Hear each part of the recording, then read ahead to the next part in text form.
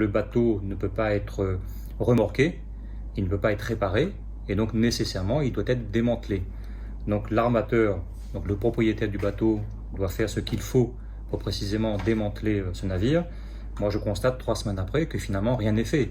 Et donc j'ai signé une convention d'honoraires avec un avocat spécialisé en début de semaine, et donc le référé a été déposé au nom de la commune devant le tribunal administratif de Saint-Denis de la Réunion.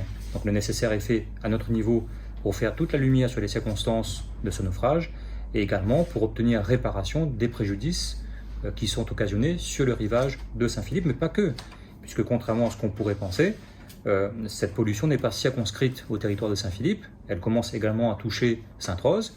D'ailleurs, j'ai eu un échange avec mon voisin de Sainte-Rose qui, sur le principe, souhaite s'associer à la démarche qui est la nôtre.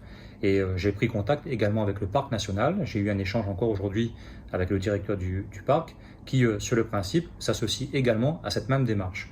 Et bien évidemment, nous demanderons réparation des préjudices qui sont subis encore aujourd'hui, qui le seront encore demain sur la commune de Saint-Philippe et également sur d'autres communes, parce que l'armateur ne peut pas, on va dire, se dédouaner totalement. Donc sa responsabilité, elle est pleine et entière.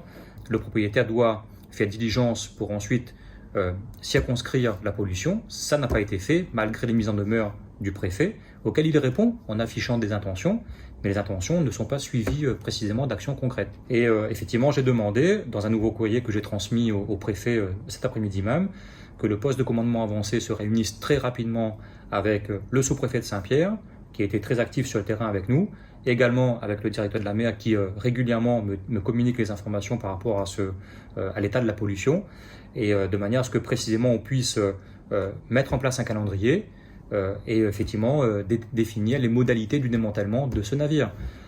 Il serait naïf de notre part de croire que le propriétaire va tout faire, en tout cas pour démanteler ce navire. Donc si ça n'est pas la puissance publique, en l'occurrence l'État, qui à un moment donné prend la main, prend le relais et définit, on va dire, un rythme de démantèlement de ce navire, il ne se passera rien.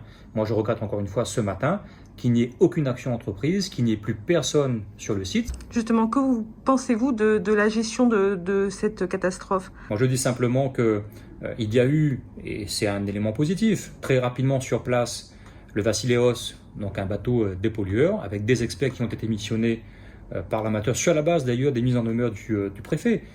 Sauf que très rapidement, ces personnes ont été amenées à quitter les lieux donc précipitamment, non pas par rapport à l'arrivée d'un cyclone, mais on l'apprend par l'intermédiaire de la presse écrite, que finalement, c'est une histoire de gros sous, que l'armateur ne paye pas précisément ses experts et qu'ils sont finis par quitter les lieux.